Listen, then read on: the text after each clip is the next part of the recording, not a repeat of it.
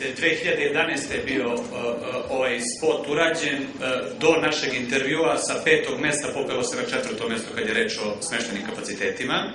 I kad neko iznese podatke u javnosti Srbije da je Disneyland Pariz neprofitabilan, da ima gubitke ili da još nisu isplatili svoju investiciju, to se odnosi isključivo na zabavni park. Ali kad bi uključili ovaj grad od 30.000 stanovnika, Disneyland Pariz je najisplativija greenfield investicija javno-privatnog partnerstva ikada u Evropi. I naravno da je Disney u ovoj Val d'Europe kompaniji taj glavni partner koji je dobio mogućnost da to programira. Tako da i kad neko izveštava o takvim stvarima, vrlo je važno da uzme u obzir da ova devojka koja ovako deluje prilično naivno, u suštini je treća osoba u jednoj grupaciji koja godišnje investira milijarde evra i razvija jedan ceo grad koji je, kao što ste videli, pre 20 godina bio njiva kakvu sada možete da vidite bilo gde oko ovoga grada. Mi bi sad krenuli na našu raspravu. Ja molim za bežični mikrofon i ako ima neko iz publike da postavlja pitanja, što bi rekli, izvolite. Milica Milovanović, Radio Beograd, pošto žulim, za razliku od gospodina Veselinova, ja sam čula sve ostale sagovornike, pa njima neću postaviti dodatno pitanje. Samo vama, htela sam ako možete prosto u par rečenica da napravite kao primer. Dakle, kada kažete specijalna dešavanja kao potreba, kao predlog za Srbiju da razvija svoj turizam, da li je to, ne znam, rafting ili je to exit? Dakle, kakva su to specijalne dešavanja, na što to zapravo treba da se fokusiramo? Jer svi ostali sagovornici su bili dosta jasni, kako da kažem, o tome šta treba uraditi. Sad, možda da kad govorimo o specijalnim interesima ili da ostanem na Beogradu, zato smo rekli da ako govorimo o Srbiji, znači to su konkretno stvari koje su spremne da idu na međunarodno tržište. Ono što je najvažnije, to i u našem programu rada, kada predstavljate jednu turističku destinaciju, morate da budete realni. I naravno, kada dolaze gosti iz inostranstva, ukoliko nisu dobili ono što su očekivali, to nije dobro i kontraproduktivno je za promociju. Kada govorimo konkretno o Srbiji, mislim o manifestacijama, ali i na tome se je radilo prošle godine. Lepo turistička organizacija Srbije povezala 3 manifestacije koje su bile u jednom vremenskom periodu od 20 dana i to je bio odličan promotivni marketinški koncept kako vi da prizovete i mlade ljude i one koji za, na primjer, budžet koji su planirali mogu da vide 3 različite stvari. To je ono pitanje što se često postavlja, da li je ovo dobro ili sve je dobro. Sve što ima kupca i što ima interesovanja je dobro. Ako je nešto možda u okviru toga nije dobro, onda treba raditi da se to poboljša, ali ili da se to razvije. Konkretno, kada pričamo o Srbiji, to svaku državu koju odete, ljudi će kažu mi imamo lepu prirodu. I jeste, svaka država ima neke svoje karakteristike u kojima se razlikuje i tako dalje. Mislim da taj avanturistički turizam može da bude dosta interesantan. Naravno, ovo su stvarno sve stvari koje treba da se razvijaju. I seoski turizam, zadnjih 10 godina se toliko toga promenilo, ali ono što smo rekli na početku, infrastruktura mora da prati sve te stvari, kao što smo sad čuli šta je rekla i ova mlada dama koja uspešno radi. I prosto, kad postoji lepo u strategiji, piše šta su to, kako je segmentirano ta specijalni interesi, mislim da se treba uvek ograničiti na 2-3 stvari koje su spremne. Pazite, nama, na primjer, često postoje pitanje, a što vi, ne znam, u Beogradu ne promovišete, pa ajde sad da ne pominjem, neke delove grada. Prosto, mislim, ne da je delove grada, nego neko misli da je to interesantno. Mi kad nešto stavimo na međunarodno tržište, to mora da bude kompletan proizvod. Mi smo nekoliko godina se pokušavali da, i uspeli smo na kraju da definišemo to jedno razgledanje grada, a to je podzemni Beograd, koji je naišao na toliko interesovanje na međunarodnoj javnosti i medija i ljudi dolaze, nekoliko hiljada ljudi je već sada bilo, da dok smo napravili onako kako to može da se iznese na tržište. Veliki turoperatori naravno su neko ko dovodi strane goste, znači potrebna je sigurnost, bezbednost i sve ostale stvari.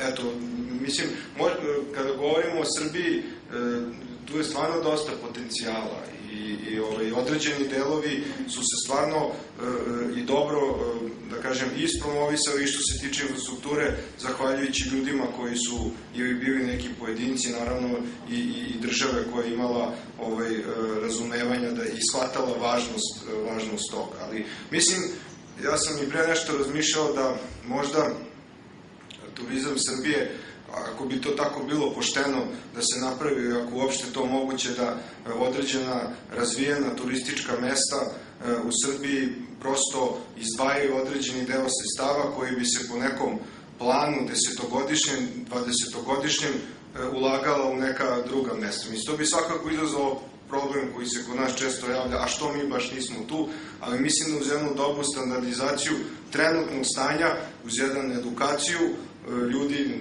u gradovima, u opštinama, to može kroz iskreno otvoreno da se možda uradi. Dobro, ima li još neko pitanje? Izvolite, uključite samo mikrofon, profesore, ako možete samo mikrofon da uključimo prvo, da se čuje. Slučaj jednog poznatog centra, jasno, u Francuskoj. Francuska je u 2011. godini ostvarila prihod $50 milijardi od turizma, a Francuzi su trošili za putovanje u inostranstvo $40 milijardi. Prema tome, suficit $10 milijardi. Ovo pokazuje ono što sam istakao u početku. Ako država nema jasan stav o značaju turizma, ne samo u smislu stimulisanja izgradnje hotela, stimulisanje rada turističke agencije, nego rješavanje problema saobraćajne infrastrukture, rješavanje problema zaštite prirode, onda se ne mogu ostvariti dobri rezultati. Što znači, nijednog trenutka ne treba podceniti ono što je Srbija uradila kad je u pitanju stimulisanje razvoja direktnih učesnika u pružanju turističkih usluga, kroz razne stimulativne mere, pa čak i odvajanje za promocijnu aktivnost. Ali to je nedovoljno, to je parcijalno. Moramo cjelovito da sagledamo tipičan ovaj primjer, da nije stala vlada Francuske iza ovog projekta, od tog projekta ne bi bilo ništa. Sad on donosi izuzetno visoke prihode. I drugo, nijednog trenutka nemojte pogrešno shvatiti da sve rešava država. Država stvara povoljan ambijent, ali i hotelijeri, i turističke agencije, svi ostali. Znate li, ako je strani kapital zainteresovan da dođe u jedno turističko mjesto, uzmite Zlatibor, uzmite Vrnjačku banju, on ne želi da pregovara sa lokalnom upravom. On hoće da dođe u Beograd i da zna komu je partner. Kako rešiti problem, na primjer, zemljišta, vlasništva zemljišta? Mi znamo jedan primjer na Zlatiboru, kada se radio master plan Zlatibora, postojao je interes iz Velike Britanije za izgradnju velikog golf terena, i to prve kategorije. Međutim, problem je bio što su te parcele gdje su oni želeli da to grade bile tako isparcelisane. Jedan deo državno vlasništvo, drugi deo privatno vlasništvo. Tražili su partnera. Nisu mogli da nađu partnera. Jednom rečju, uloga države je vrlo važna, ali država mora da jasno kaže šta očekuje od turizma. Evo, koleginica je iz Radio Beograda, koji inače vrlo dobro prati turizam, ali uzmite naše mass medije, uzmite u krajnju elektronske medije, informacije o turizmu se nađu negdje tamo na kraju, jasno, bilo da je reč o dnevnim informacijama ili strateški. Imamo nekoliko uspješnih primjera. Prema tome, mi moramo u Srbiji jasno da kažemo šta očekujemo od turizma, šta očekujemo, šta turizam treba da znači za ukupni privredni razvoj i šta da znači za platni bilans. Evo, molim vas, rezultati u prva 3 mjeseca 2012. godine su dobri, relativno dobri. Mislim, kad gledate relativne odnose, mi možemo biti zadovoljni, ali osnovica je vrlo niska. Mi smo, na primjer, u prva 3 mjeseca ostvarili prihod od turizma $170 milijuna. To je 10% više nego u istom periodu prošle godine. Dobro je. U isto vrijeme rashodi putovanja našeg stanovništva u inostranstvo $189 milijuna, manje 5% nego, što je u skladu sa ukupnom ekonomskom situacijom i u Evropi i u Srbiji. Prema tome, nijednog trenutka nemojte me pogrešno shvatiti da treba destimulisati putovanje domaćeg stanovništva u inostranstvo. turizam jeste kretanje u oba pravca. Ali dajte da se mi pobrinemo, da prvo budemo atraktivni, kao što su i moje kolege ovdje govorili, atraktivni za strane turiste. Znate li, do 2030. godine projekcija kaže, svake godine bit će novih 40 miliona turista na međunarodnom turističkom tržištu. Koji deo od toga može Srbija da dobije? To je vrlo ozbiljan posao. Prema tome, povećati prihode, ali u isto vreme stvoriti domaćem stanovništvu povoljne uslove za praktično odmor. Ja se sećam mog boravka u Sjedinjenim Američkim Državama 67-68. godine. Tada se privreda Sjedinjenih Američkih Država suočavala sa vrlo ozbiljnim problemima. I onda su shvatili da je turizam jedan negativan faktor privrednog razvoja, jer mnogo ljudi je putovalo u inostranstvo. I onda je krenuo jedan program izvanredan, upoznajte prvo sopstvenu zemlju, koristite potencijale sopstvene zemlje, nacionalne parkove, sve ono što je vredno. Možete mi šta znači da stanovnici iz Kalifornije idu u Washington i da vide Washington. Pa onda putujte i u inostranstvo. Prema tome, ako zanemarimo mogućnosti za odmor naših ljudi, znači za domaći turizam, onda nećemo postići dobre rezultate. Prema tome, to je lice i naličje. Otvoreni prema drugim, ali u isto vreme želja je da nam prihod bude što veći, a da rashodi budu u skladu sa našim, za putovanje u stranstvo, u skladu sa našim ekonomskim mogućnostima. Izvijem se. Ima li još neko pitanje? Da ja krenem sa pitanjima dalje. Gospodine Marinkoviću, ja bih dva pitanja. Tiču se ovih zabavnih sadržaja. Vi ste ovako globalni operator, pa bi mogli da nam date ilustraciju ne samo kad je reč o ovom Disneylandu Pariz, nego i generalno Orlandu. Koliko je to na vašoj globalnoj mapi važna destinacija i važan udeo prihoda, koliko tu naroda putuje? I drugo pitanje, to je ovo što je pomenuo i gospodin Veselinov, a to je taj sportski deo. Mi sad, ajde da ne pričamo o nekim velikim zemljama, Rumunija je imala pre 10-ak dana finale Lige Evrope u fudbalu, nacionalni stadion je napravljen i 80.000 Španaca Atletico Madrid i Atletico Bilbao su igrali. Znači, došli su 80.000 noćenja u Bukureštu i tako dalje i tako dalje. Tako da oni kažu da im se 10% stadiona isplatilo samo na finalu ove Lige Evrope, direktne linije. Dakle, zabavni parkovi i sportski, da kažemo ti neki događaji vezani za to. Koliko vidite da bi u toj nekoj perspektivi, ako bi se promišljeno investiralo, Srbija mogla da poveća tu receptivu u te dve oblasti konkretno? Možda samo približite mikrofon. Da, evo tu sam. Zahvaljujem na pitanju. Što se tiče, nisam računao sa tim pitanjem, tako da nemam baš brojke kod sebe, tačno koliko imamo gostiju za zabavne parkove, međutim oni su vrlo bitan deo kompletnog turističkog proizvoda koji se kod nas prodaje. Naravno, tu su predvode ih naravno Sjedinjene Američke Države sa Disneylandom u Orlandu, tu je naravno i Pariz iza toga.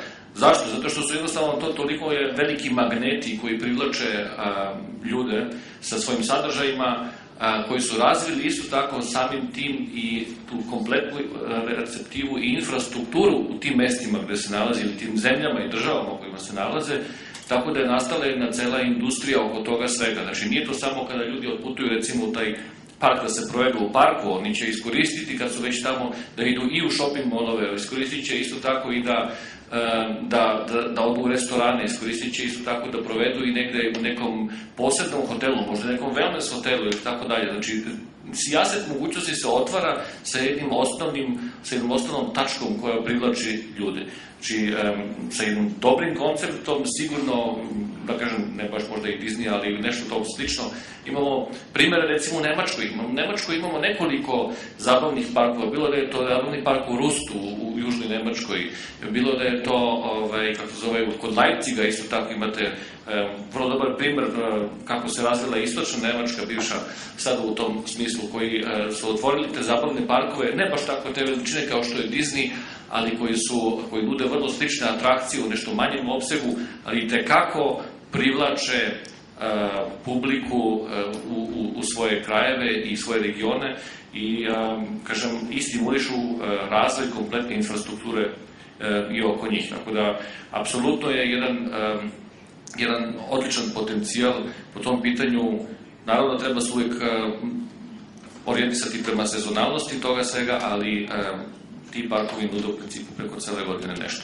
Što se sportskih događaja tiče, kod nas postoji posebno isto jedno odeljenje koje se bavi samo takozvanim eventovima, znači događajima, tu spadaju i sportski i kulturni događaji koji su vrlo isto dobar magnet za razne, za publiku, a to je recimo Formula 1, to su sportski događaji kao što su veliki teniski turniri, fudbalski utakmice ili prvenstva i tako dalje.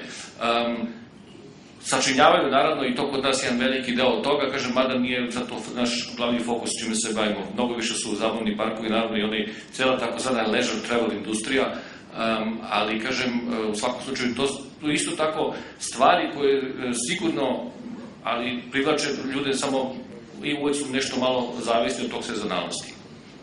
Evo ovako, hvala.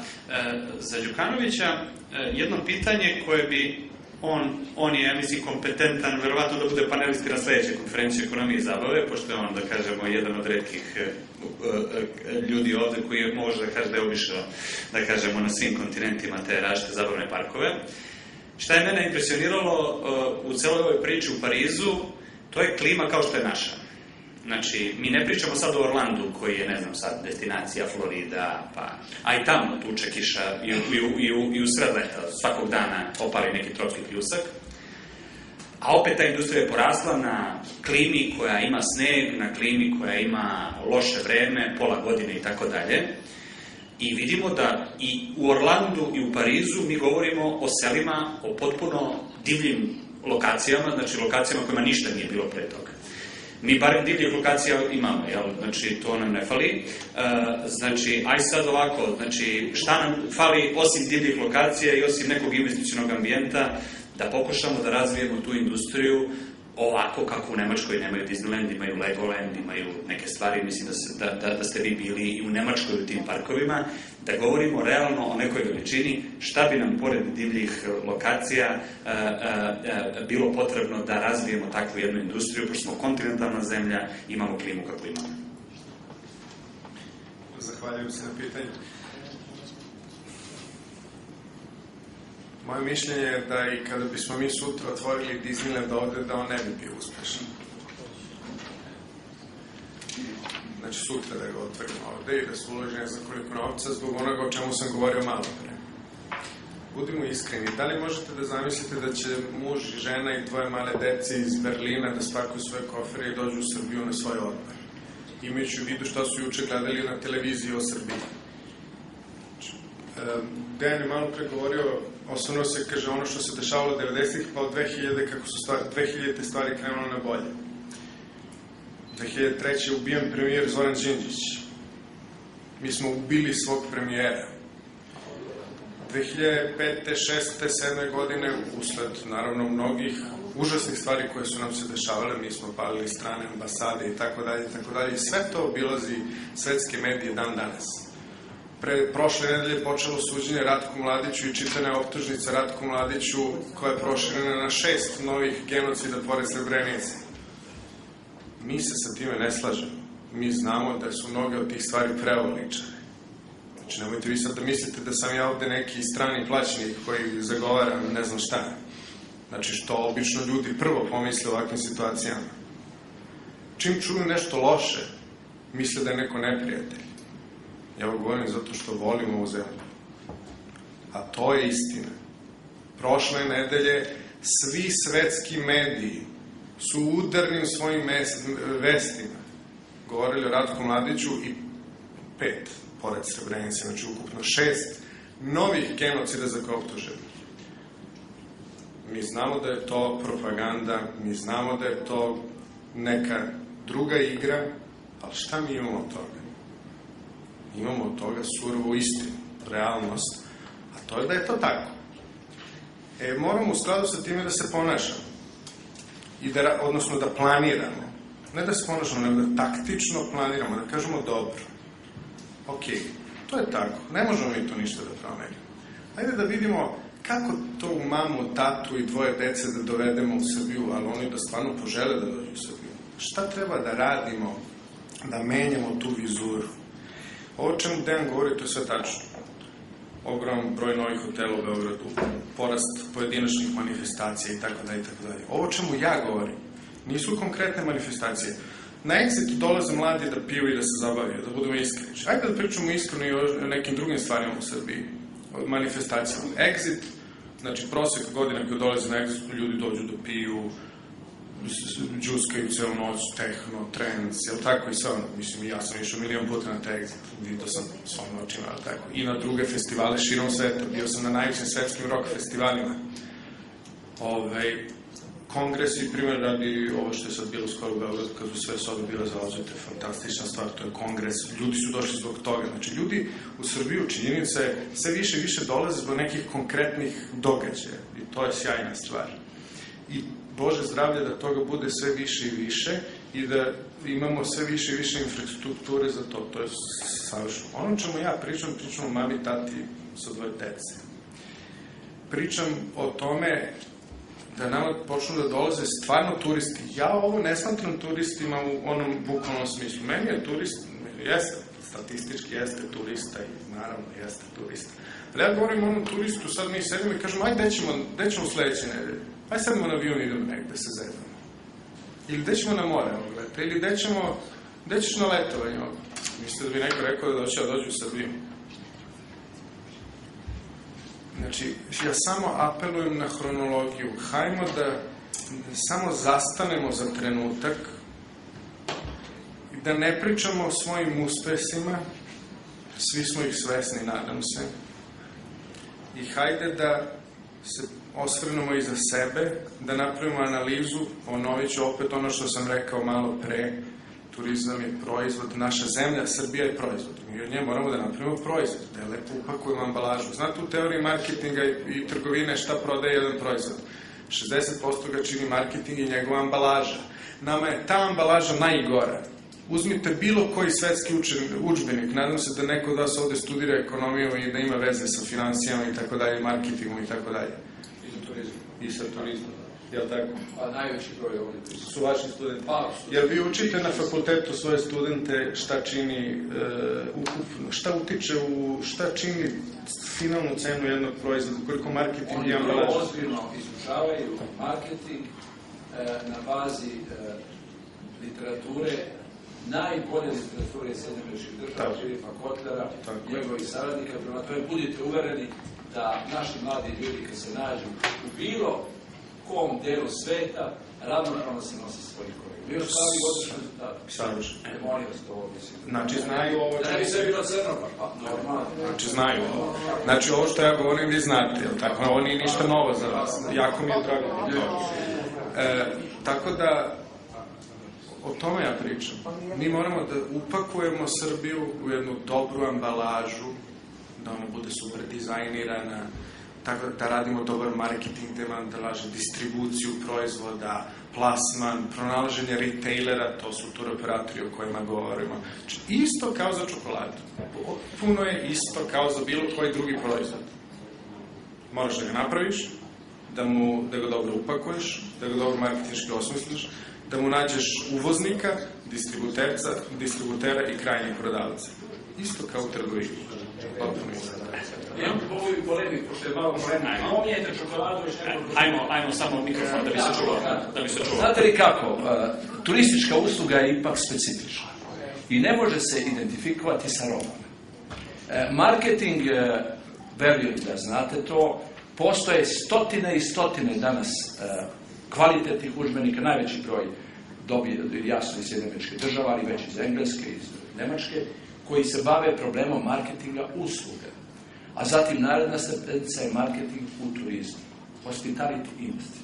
Prema tome, ja shvatam potpuno vaš pristup da identifikujete prodaju proizvoda sa uslugama i sa turističkim uslugama, ali ne zaboravite da je danas 80%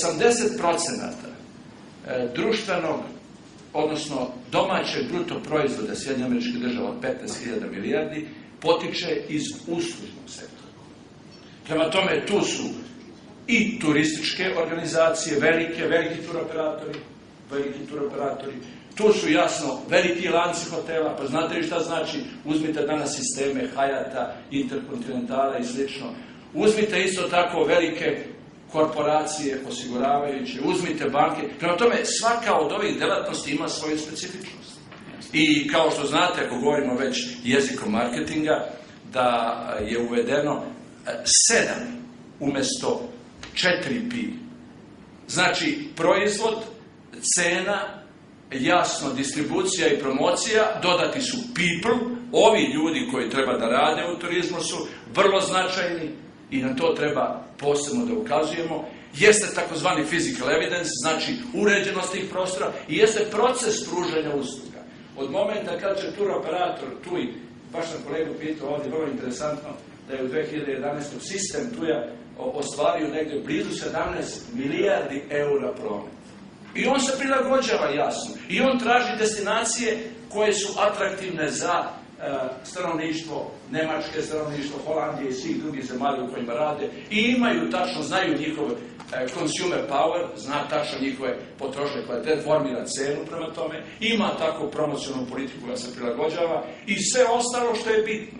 Ali ključno je, verujte mi, i osnovna poruka, bez mladih, sposobnih ljudi koji rade u turizmu na svim nivoima, ne samo na nivou pružanja usluga, nego oni koji koordiniraju, evo primjer ovdje Turističke organizacije Beograda, Turističke organizacije Srbije, državnih organa koji koordiniraju razvoj turizma, ljudski faktor dominira. I ja sam uveren da u primjeni marketinga u oblasti turizma na svim nivoima ljudski faktor je najvažniji. Evo, izvinjavam se zbog ovoga, mislim, u tom pogledu da tražim neko na sa proizvodima, uključujući čokoladu, ali ipak turistička usluga je specifična. Nije specifična, ali mislim da je koncept da razumemo. Za Nikolu Andrića jedno pitanje, veliki broj tih, da kažemo, projekata je tu sad pomenuto, imamo i neke hotele poput Izvora, koji je vrlo zanimljiv, nije u Beogradu, napravljen je tako kako je napravljen, u Aranđelovcu, sad otvaraju u junu mesecu jedan od najvećih akvaparkova u ovom delu Evrope. Generalno gledano, mi imamo neke investicije u tom hotelijerstvu, kad već govorimo čak i u ovim zabavnim sadržajima. Kakvi su utisci tih novinara koji dolaze? Recimo, pominjali ste te 2-3 godine kako sve veći i veći broj ljudi tu dolazi. Da li oni dolaze samo da izveštavaju, pa ta neka promocija Srbije dođe kao nešto uzgred, ili generalno Srbija stvarno može nešto da ponudi iz godine u godinu? Da li je to taj kvantitet tih novinara uopšte, da kažemo, takav da negde možete da procenite da bi i kvalitet nakon tih poseta mogao da ide? Kakva je struktura tih medija i kakav publicitet o samoj destinaciji tu dolazi, a koliko je tog njihovog prisustva ovde samo izveštavanje sa samog sajma? Dobro, hvala na pitanju. Ja ću se potruditi da to pitanje prilično direktno odgovorim.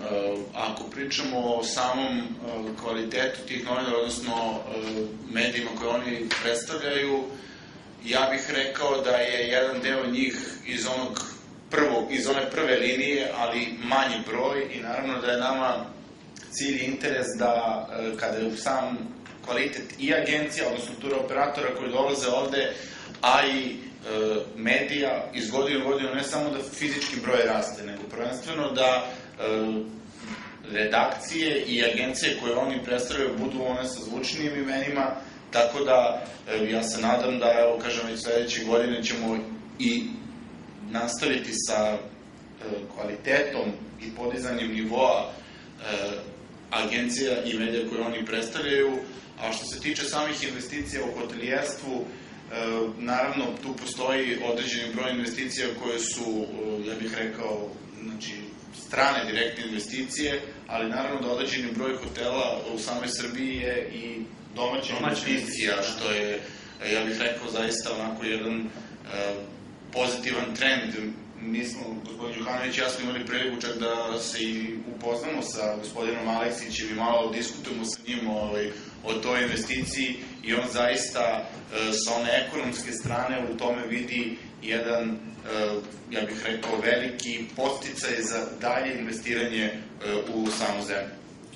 To je bilo to. Ja bih da idemo sada na danas.rs. Dakle, mi smo malo, da kažemo, hiperaktivniji.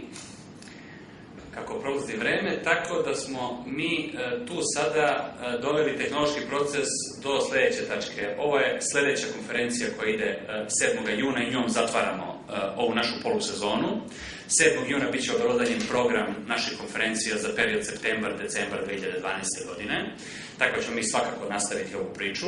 Na ekonomiji zabave 7. juna obelodanit će se detalji vezani za drugu sezonu našeg serijala Orlando, koji bi tokom ovog leta trebali da snimamo u onom delu zabavnih parkova koji nisu snimljeni u prvom serijalu koji je emitovan od septembra do decembra prošle godine.